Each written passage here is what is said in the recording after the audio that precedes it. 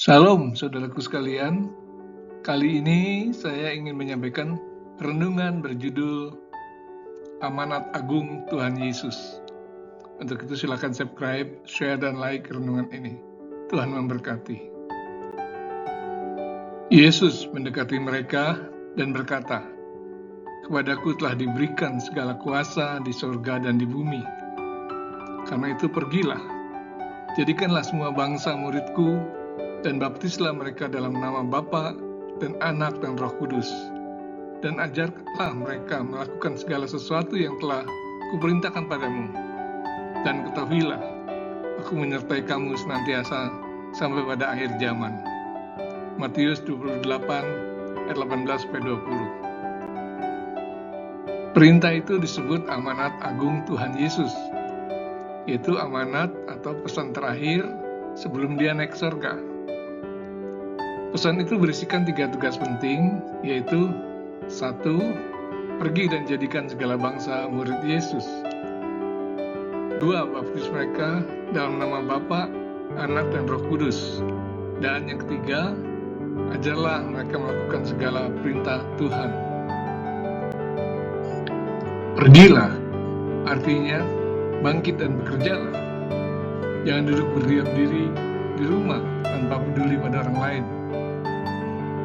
Nah, demi mentaati perintah ini, ada banyak penginjil yang pergi ke luar negeri, misalnya ke Thailand, ke Afrika, ke Tiongkok, atau banyak negara lain. Memang ada yang terpanggil menjalani misi ke luar negeri.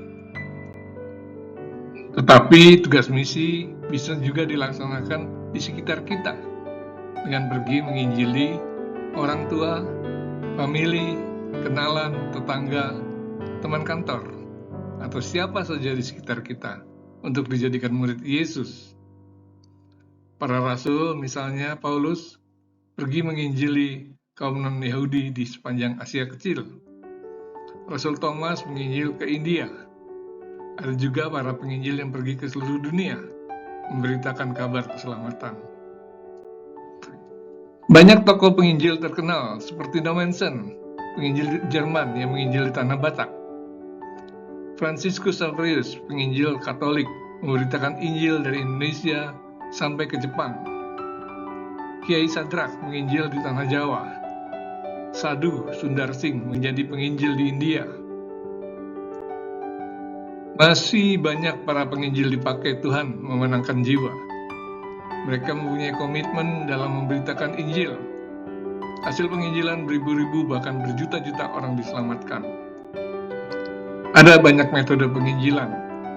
Ada yang KKR di lapangan atau ruang tertutup, menyebarkan buku, traktat, atau menyelenggarakan kursus Alkitab surat menyurat.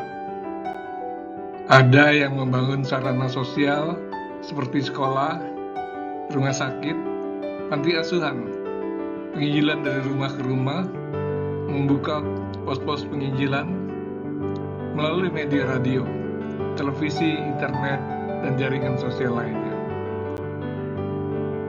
Ada yang menggunakan pendekatan budaya, seni, dan musik, sehingga tidak ada alasan bagi kita untuk berdiam diri saja.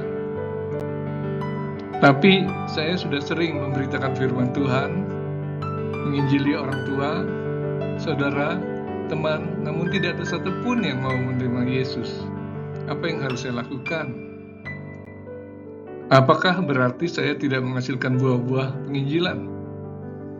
Apakah saya dianggap ranting tidak berbuah, dipotong lalu dicampakkan ke dalam api penghukuman? Pertanyaan ini sering muncul di kalangan umat Kristen, dan itu pun menjadi masalah bagi saya saat saya masih di sekolah minggu.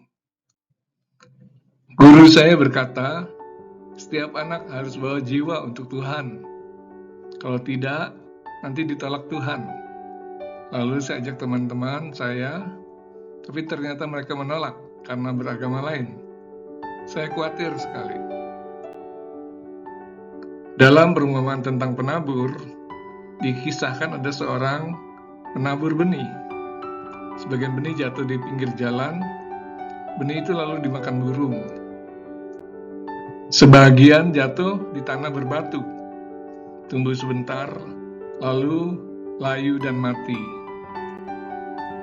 Sebagian jatuh di tanah bersemak duri, tumbuh, tapi karena terimpit semak duri, benih itu mati. Ya, semuanya gagal. Tetapi ada benih yang jatuh ke tanah subur, lalu tumbuh dan berbuah. Ada yang 100, 60, dan 30 kali ganda. Berarti ada benih firman Tuhan yang ditaburkan, tumbuh dan berbuah. Orang memang ingin melihat langsung hasil tindakannya. Ingin agar orang yang diinjili langsung bertobat dan dibaptis. Memang ada yang seperti itu. Misalnya, Petrus ketika berkhotbah, hasilnya 3.000 jiwa menerima Yesus. Namun tidak selalu demikian, sebab yang seorang menabur dan yang lain menuai. Yohanes 4 ayat 37. Ada orang yang menginjil, berpuluh tahun kemudian orang yang diinjil itu baru bertobat. Ada istri yang menginjili suaminya, setelah si istri dipanggil Tuhan, barulah suaminya menerima Yesus. Jadi taburkan saja benih firman Tuhan itu, disertai doa dan permohonan pertolongan Roh Kudus. Yakinlah, benih yang ditaburkan itu suatu hari pasti ada yang bertumbuh dan berbuah. Beritakanlah Injil, serahkan hasilnya pada Tuhan. Kita yang menabur, Tuhan yang menumbuhkan. Amin.